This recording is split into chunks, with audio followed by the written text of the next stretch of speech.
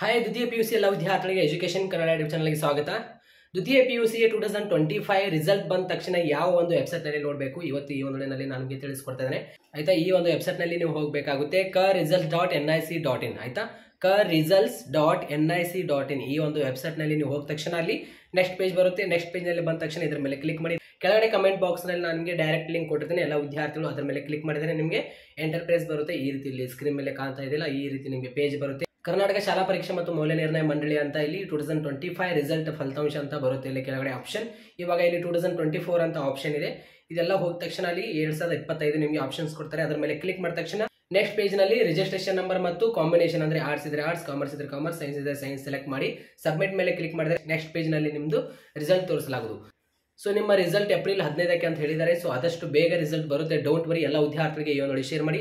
Result ಬಂದ ತಕ್ಷಣ ಯಾವ ರೀತಿಯಲ್ಲಿ ಚೆಕ್ ಮಾಡಬೇಕಂತ ಹೇಳಿದ್ದೀನಿ. ಇವಾಗ ಎಲ್ಲ ವಿದ್ಯಾರ್ಥಿಗಳಿಗೆ all the best. Thank you so much.